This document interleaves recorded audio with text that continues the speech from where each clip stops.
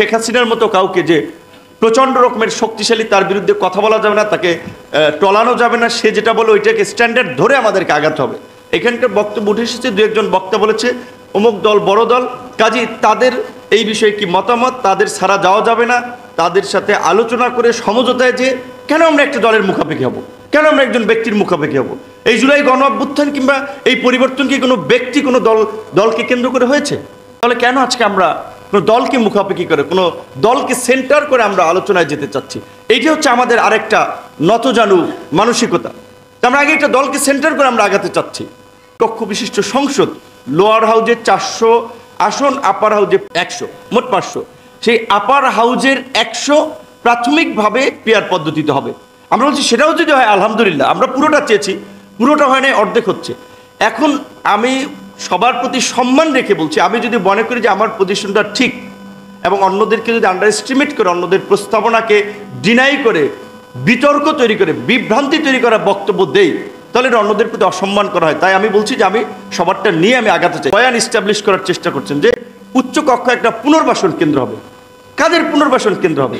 হ্যাঁ, হতে পারে বিএনপির মতো বড় দল অনেককে মনোনয়ন দিয়ে পুষাতে পারবে না, তারা সেখানে চেক অ্যান্ড ব্যালেন্স। এটা তো পুনর্বাসনও না, কারণ তাদের বড় দল অনেক নেতা আছে, নিচে 400 দেবে, উপরে যাদেরকে নিচে দিতে পারবেন উপরে দেবে, এটা তো পুনর্বাসনের কিছু হলো না। কিংবা আমাদের দল ধরেন গণ অধিকার পরিষদে আমরা সবচেয়ে কম সিট পেলাম, আমরা 5% ভোট ক্যারি করলাম। তো আমাদের মতো দলে এখানে যে সমস্ত ইয়ং ছেলেপেলে আছে, এখানে তো 50টা ছেলেপেলে আছে অন্তত সক্রিয়ভাবে এমপি হওয়ার মতো, তাহলে 5টা পুনর্বাসনকে আমি তো ন্যায্যতাই নিশ্চিত করতে পারবো না। তাহলে এই যে পুনর্বাসন করার একটা কথাবার্তা বলে, মানে আপার হাউসকে কার্যত এটা আন্ডার এস্টিমেট করা, কিংবা এটার কোনো কাজ নাই, এটার দরকার নাই, এটা রাষ্ট্রের অর্থ ব্যয়, এই সমস্ত একটা বিভ্রান্তিকরভাবে উপস্থাপন করা হচ্ছে। এই কারণে আমি বলছি যে এই মানসিকতা আমাদের থাকা উচিত না। হয় আমরা আপার হাউজে যাই, কিংবা মামুন ভাইয়ের যে পদ্ধতি এখানে যাই, কিংবা আমরা মিক্স পদ্ধতিতে যে লোয়ার হাউজের 400-র মধ্যে আমরা ধরেন 200 আমরা ডাইরেক্ট পদ্ধতিতে যাই, কিংবা ফুয়াদ ভাই একটা কথা যেটা বলছে 100 গুণায়মান পদ্ধতিতে যাই, হতে পারে। কিন্তু ব্যবস্থার আমাদের একটা পরিবর্তনে যেতেই হবে। আঞ্চলিক ভাষায় বলেছে, সামনেও মানে অনেক কিছু গেডি ধাক্কার কথা ভাই বলেছেন বরিশাল ভাষা, আঞ্চলিক ভাষায় এত সহজ হবে না। পরিবর্তন যদি এইবার করতে না পারেন, 50 বছরে পারেন নাই, বাকি 50 বছরে পারবেন কিনা সন্দেহ আছে। তাই আমি অনুরোধ করব, মৌলিক জায়গায় আমরা যেন অন্তত পরিবর্তনের প্রশ্নে কিছুটা একমত হয়ে কাজ করি। সারা সিনিয়র রাজনীতিবিদ কিংবা পুরানো পলিটিশিয়ান, তারা যদি আমাদের নতুন আলোচনাকেও এগিয়ে নিতে না চান, পুরনো সিস্টেমের মধ্যেই থাকতে চান, তাহলে সেটা দুঃখজনক, সেটা অনাকাঙ্ক্ষিত। আজকে আপনারা জুলাই নিয়ে আলোচনা করছেন, জুলাইয়ের শহীদদেরকে সবাই শ্রদ্ধা জানাচ্ছেন, দোয়া করছেন, কিন্তু এই জুলাইটাও কিন্তু এত সহজ ছিল না। পরিষ্কারভাবে জুলাইয়ের শুরুর দিকে কয়টা দল এই জুলাইয়ের পক্ষে ছিল, কয়টা দল স্টেটমেন্ট দিয়েছে, কয়টা দল কবে থেকে আন্দোলনে সর্বাত্মকভাবে যুক্ত হয়েছে। আপনারা দেখেন, অনেক বাঘা বাঘা রাজনৈতিক নেতৃবৃন্দ রাজনীতি ছেড়ে দিয়েছেন, দেশের বাইরে পরিবার পরিজন নিয়ে চলে গিয়েছেন। এখন দেশে এসে তো তাদের টাকা পয়সা ধরুন আগে যা লুকাই রাখছে সেগুলো আপনার সামনে আনছে। অনেকে যারা স্বীকৃত দুর্নীতি এবং অপরাধের কারণে শাস্তি পেয়েছিলেন আদালতের মাধ্যমে, তারাও অনেক এখন বঞ্চিত ছিলেন, নিপীড়িত ছিলেন, ভুক্তভোগী ছিলেন। এই অজুহাতকে সামনে এনে খালাস নিয়ে নিয়েছেন, অথচ এই আন্দোলনে কিন্তু তাদের সেই ভূমিকাটা ছিল না। তো আমি এই কথাগুলো বলছি এই কারণে যে বাংলাদেশের আমরা দুর্বৃত্তায়িত রাজনীতির পরিবর্তনের কথা বলে আসছি, লুটপাটের রাজনীতির পরিবর্তনের কথা আমরা বলে আসছি। আবার যখন আমরা এখন আলোচনা করতে যাচ্ছি, আমি এটা খুব আশ্চর্য হচ্ছি অনেকের কথা শুনে, যখন আপনারা ধরে নেন শেখ হাসিনার মতো কাউকে যে প্রচণ্ড রকমের শক্তিশালী, তার বিরুদ্ধে কথা বলা যাবে না, তাকে টলানো যাবে না, সে যেটা বলে ওইটাকে স্ট্যান্ডার্ড ধরে আমাদেরকে আগাতে হবে। এখানকার বক্তব্য উঠে এসেছে, দু একজন বক্তা বলেছে অমুক দল বড় দল, কাজী তাদের এই বিষয়ে কি মতামত, তাদের ছাড়া যাওয়া যাবে না, তাদের সাথে আলোচনা করে সমঝোতায় যে কেন আমরা একটা দলের মুখাপেক্ষি হব, কেন আমরা একজন ব্যক্তির মুখাপেক্ষি হব। এই জুলাই গণ অভ্যুত্থান কিংবা এই পরিবর্তন কি কোনো ব্যক্তি, কোনো দলকে কেন্দ্র করে হয়েছে?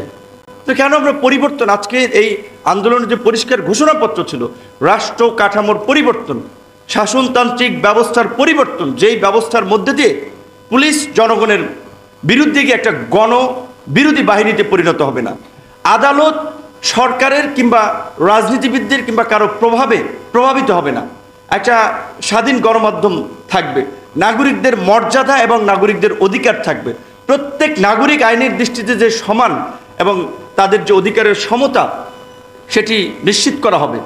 তাহলে কেন আজকে আমরা কোনো দলকে মুখাপেক্ষি করে, কোনো দলকে সেন্টার করে আমরা আলোচনায় যেতে চাচ্ছি? এইটি হচ্ছে আমাদের আরেকটা নতজানু মানসিকতা।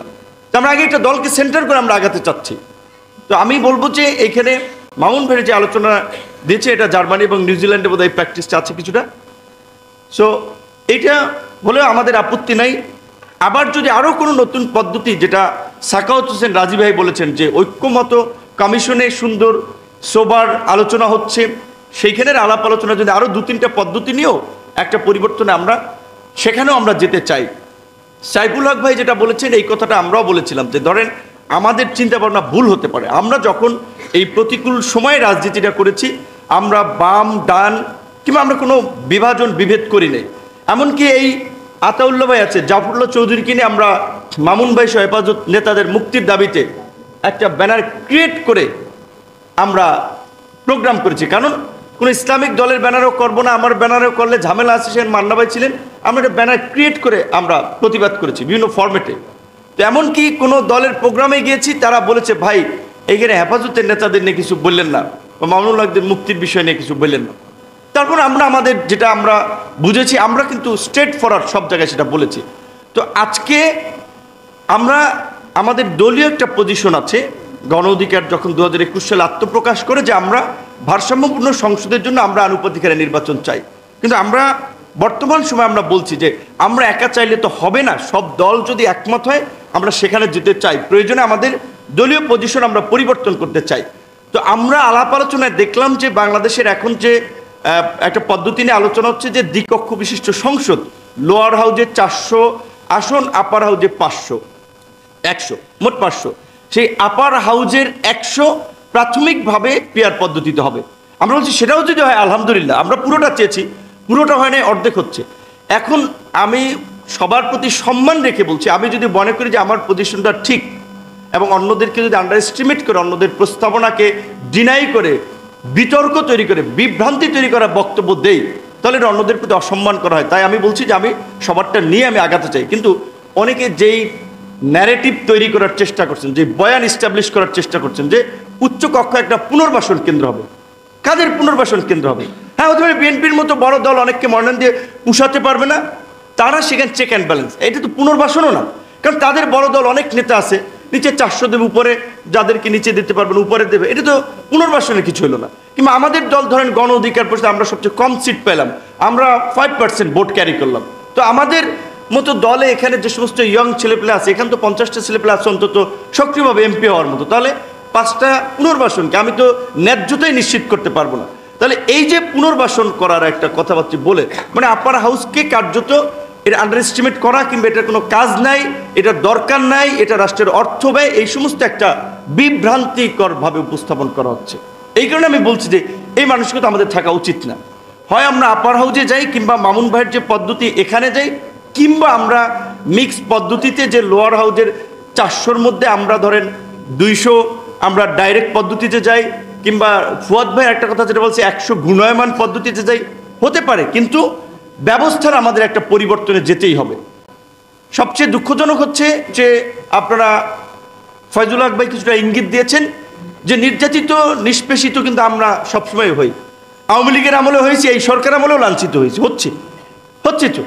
কিন্তু এই সরকারের পরিবর্তনের যদি ইন্ডিভিজুয়াল ক্যারেক্টারকে মূল্যায়ন করেন, তাহলে আমাদেরকে মূল্যায়ন করতে আমাদের সেই স্যাক্রিফাইস এবং ধারাবাহিক লড়াই আছে। আগামী নির্বাচনের আগে মৌলিক কিছু সংস্কার দেখেন, এই সরকার আছে, আপনারা ভিজিবল 2-4টা আমরা পরিবর্তন দেখাতে পারবো যে তারা পরিবর্তন করেছে। সরকারি অফিসে আদালত সব সোজা, কোনো ঘুষ নাই, দুর্নীতি নাই, অনিয়ম নাই, পরিবর্তন নেই। আমরা দেখতাম যে আমরা জেলা পর্যায়ের মানুষ স্বাস্থ্যসেবা পাচ্ছে, হসপিটালগুলোতে খুব সুন্দর একটা পরিবেশ। আমাদের এই বিশ্ব মানবতার দূত শান্তিতে নোবেলবিজয়ী ডক্টর ইউনূসের সরকার এটা করেছিল, সব জেলা পর্যায়ের হাসপাতাল নিট অ্যান্ড ক্লিন, উন্নত মানের চিকিৎসা। কোনো জায়গায় আমরা এই পরিবর্তনটা দেখতে পাইনি।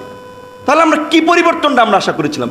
কাজে এই মৌলিক একটা পরিবর্তন আপনারা যেটা বলেছেন না, এইবার খালি একটু শুরু করি, সামনে আরও ওই ইয়া ভাই বলেছে, সামনেও আঞ্চলিক ভাষায় বলেছে, সামনেও মানে অনেক কিছু গেডি ধাক্কার কথা ভাই বলেছেন বরিশাল ভাষা, আঞ্চলিক ভাষায়। এত সহজ হবে না পরিবর্তন যদি এইবার করতে না পারেন, 50 বছরে পারেন নাই, বাকি 50 বছরে পারবেন কিনা সন্দেহ আছে। তাই আমি অনুরোধ করব মৌলিক জায়গায় আমরা যেন অন্তত পরিবর্তনের প্রশ্নে কিছুটা একমত হয়ে কাজ করি। সবাইকে ধন্যবাদ। শুকরিয়া।